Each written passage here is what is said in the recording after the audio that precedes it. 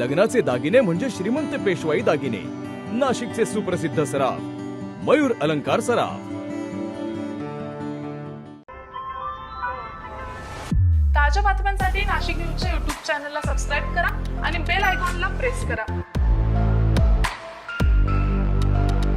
नाशिकमध्ये पर्यटनासाठी गेलेल्या कुटुंबासाठी धक्कादायक सहल ठरली आहे। भावली धरण परिसरात स्थानिक टवाळखोरांनी केलेल्या हल्ल्यामुळे पर्यटकांच्या सुरक्षेचा प्रश्न पुन्हा एकदा ऐरणीवर आलाय। नाशिकमधील पूनम भागवत आपल्या कुटुंबासोबत भावली धबधबा येथे पर्यटनासाठी गेलेल्या होत्या, मात्र हा आनंदाचा क्षण काही वेळातच भीतीच्या सावटात बदलला। कुटुंबातील एका तरुणीची स्थानिक टवाळखोरांनी छेड काढल्यानं वाद निर्माण झाला। वाद वाढताच संतप्त टवाळखोरांनी कुटुंबाचा पाठलाग सुरू केला। हल्लेखोरांनी लाकडी दांडे आणि लोखंडी रॉडच्या सहाय्याने मारहाण करण्याचा प्रयत्न केला। एवढंच नाही तर त्यांच्या गाडीचीही तोडफोड करण्यात आली आहे। घाबरलेल्या अवस्थेत पूनम भागवत यांनी गाडी वेगानं पुढे नेत कुटुंबाचा जीव वाचवला। मात्र धक्कादायक बाब म्हणजे हल्लेखोरांनी तब्बल 10 ते 15 किलोमीटरपर्यंत पाठलाग करत ठिकठिकाणी हल्ल्याचा प्रयत्न सुरूच ठेवला।